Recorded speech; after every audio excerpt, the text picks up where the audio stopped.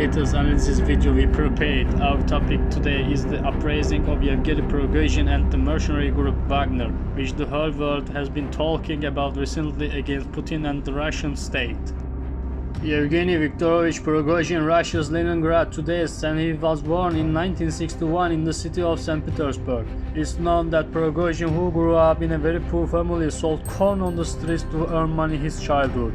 Viktorovich, who lost his father at a young age, said that he did this to help his mother, who was working in the hospital. Prigozhin was sent to a sports academy to train, but he did not continue his career as a professional athlete. Yevgeny Prigozhin was involved in some judicial crimes after graduating from the academy. Accordingly, in November 1979, 18 years old, Prigozhin was sentenced to a suspended prison sentence after he was caught stealing. Then 2 years later, when he was caught stealing again, he was sentenced to 12 years in prison for the fraud and youth involved. Released in 1990, Prigozhin spent a total of 9 years in prison today. After Prigozhin was released in 1990, he moved to St. Petersburg. He started selling hot dogs at a Prashka market in St. Petersburg. Their business had gone well and rubles were starting to pick up faster than her mother could count them. After the collapse of the Soviet Union, Yevgeny Prigozhin continued his business life in different sectors. He started to operate a chain of supermarkets in St. Petersburg and then opened luxury restaurants in the same city. Prigozhin, describing how he got into the restaurant business, said that his customers wanted to see something new in their lives. They were tired of drinking vodka with cutlets. Prigozhin's relationship with Russian President Putin began after he founded Concord Catering Company in 1996. One day, Putin, who went to luxury restaurant of Prigozhin, was amazed by the food prepared by the cooks. Thinking that the dishes fully reflect the Russian culture and taste, Putin started to host special state guests, foreign guests, and presidents of other countries here. Prigozhin was nicknamed Putin's coup because of his frequent service to Putin. In the 10 years since Yevgeny Prigozhin founded the company in 1996, he made agreement with the government to provide meals to schools and the military in Russia, with official state meals being undertaken by his catering company. His company was also responsible for the preparation of the meals that were waged by the former Prime Minister and former President of Russia Dmitry Medvedev and Putin's inauguration. Putin was also celebrating his birthdays in Prigozhin's restaurant.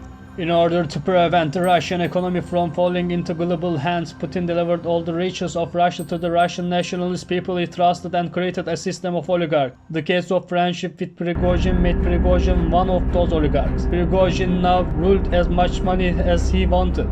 Putin knew now that he could count on Prigozhin for his dreams of opening up to the Mediterranean, controlling African diamonds, dominating the Balkans and destroying Ukraine. Prior to the Donbas war in 2014, Prigozhin founded the mercenary company Wagner at the best of Putin. Extreme Russian nationalists, ex-prisoners, orphans and retired police and soldiers were included in Wagner. Wagner is a ruthless man who will show violence and resilience in difficult tasks, and where he wants to control Putin exists as a unit. He gathered soldiers for himself by making propaganda in various parts of the world and in Russia. He won billions of dollars by taking over the diamond trade by protecting oil pipelines in Libya and Syria, where he was successful on the fronts and was sent by Prigozhin and Wagner Putin to officially be subordinate to the Russian army and presidents and diamond deposits in Africa. Because of his achievements, Wagner was given billions of dollars each year from Russia's oil and natural gas revenue. Prigozhin always received special orders from Putin. While he gave Putin the Russian expansionism, he wanted the $1 billion belonged to Prigozhin. In fact, this relationship was a relationship of interest, which was seen as close friendship and Russian nationalism. Putin would sell the land, Prigozhin would sell the coin. Putin achieved the necessary success in Africa, Syria, Libya, but Ukraine was not like that. Russia's weapons from the Second World War succumbed to the heroism and modern weapons of the Ukraine army, the loss of 200,000 Russian soldiers and trillions of dollars worth of military equipment at the front. The fact that the recruited men did not answer the call and left the country, knowing that there was a completely unfair war, only made the ruthless Wagner warriors succeed in Ukraine. Russian people for 2 years, he told how powerful Wagner was and how Russian nationalism was that all success came from Wagner. Prigozhin gained the great value in the eyes of the public. Wagner was now the hero of the Russians. By placing advertisements in Russia, Prigozhin made Wagner popular with the Russian public. It was obvious that the Russian army was thrown into the second plan. So much so that even the nationalist soldiers in the Russian army looked at Wagner with a heroic eye and empathy. Prigozhin's and Wagner's prominence of the Russian state and their excessive self-confidence annoyed Putin. Putin looked at Wagner as a group for which he would conduct special operations.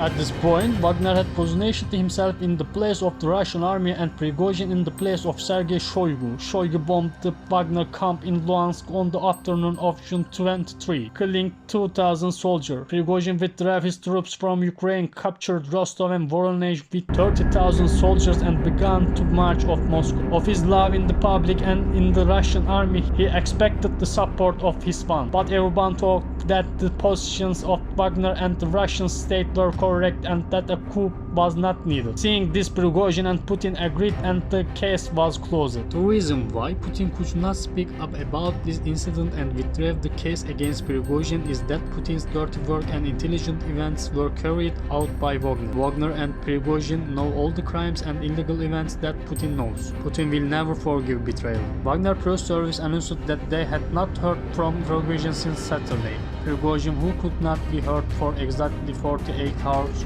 murdered and announced that they would cease their activities as of July 1. Do you think Prigozhin will die or live? Please write your guess in the comments.